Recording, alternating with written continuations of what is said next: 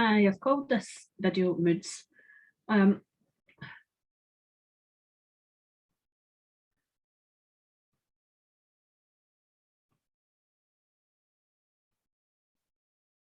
I think in life, if you're a very sensitive person, you're around about people that have severe mood swings or could be quite narky or maybe not great in nature, but maybe around about other people that are not very well mentally or physically, and they can maybe take that out on you. And it's times it takes its toll on you.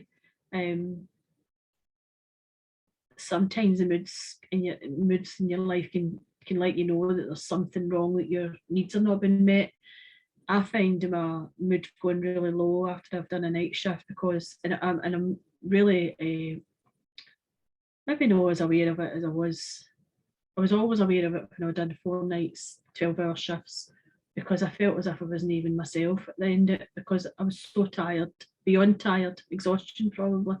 And I don't know if you would call that mood, but my mood did drop it dropped right low. So I wouldn't like to be somebody on working on nights that had suffered from some sort of mental illness or physical illness in itself, because that would just, I feel as if you nearly need to have your reserves and look, your self-care really needs to be a high, very high, especially when you're looking after other people as well. But when you lack of sleep, physical illness and mental illness can cause your mood to really drop significantly. And it's really, if we go about life and we don't address that, then we take it out on the people that we love, and that's not great at all. I always do my best to address anything that's coming up in my life. I've not always got it right, especially when I was an overworker at one point. I still work a lot, but not. I work with what brings me passion and what brings me joy. But when you become overworked, you become really a person that nobody wants to be around. And sometimes you're the last person to see that. But your moods can affect, because to me it's a warning sign that something's wrong. You're either missed your medication, you've not had a good night's sleep, or you're in pain.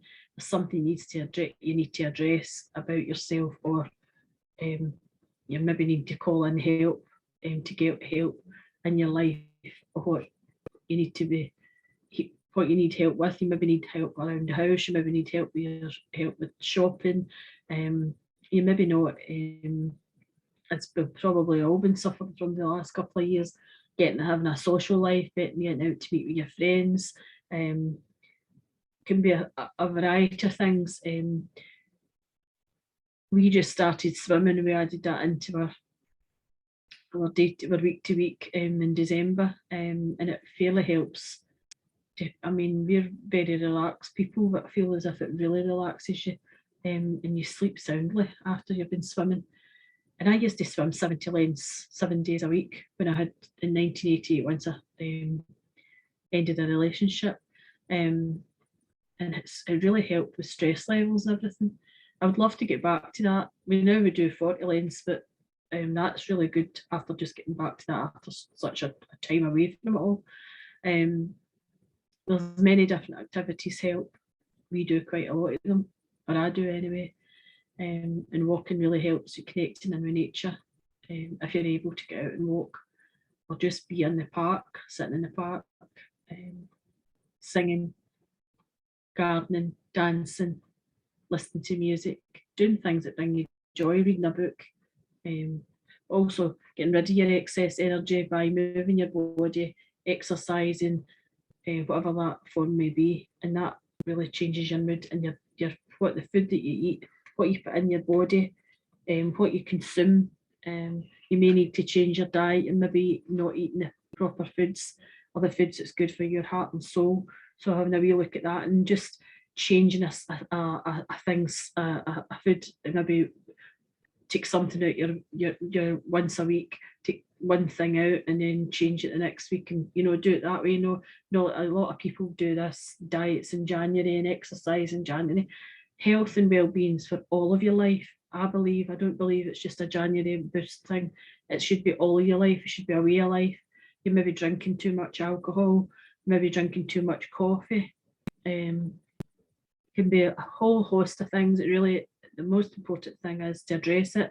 If you need to speak to a counsellor or a friend in confidence, then set that time aside and speak to them. There's lots of people out there that will be happy to speak to you, lots of friends.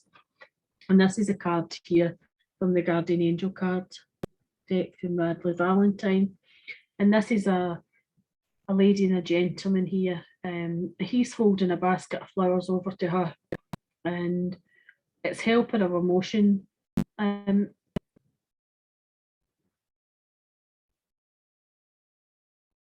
feel there's really is, there's help there, there's support there around you, but sometimes we miss that support.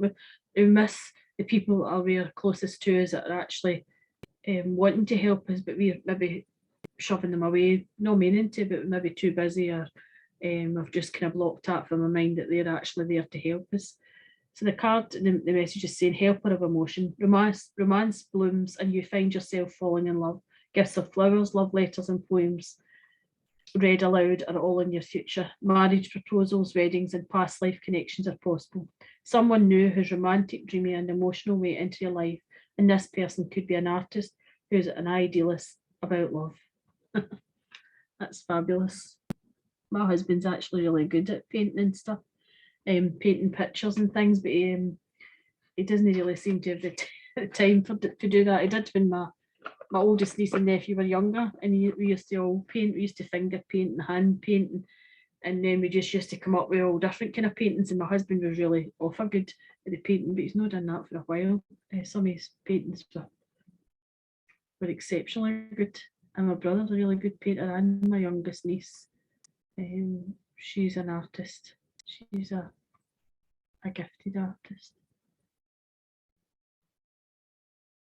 Thank you very much. Bye-bye.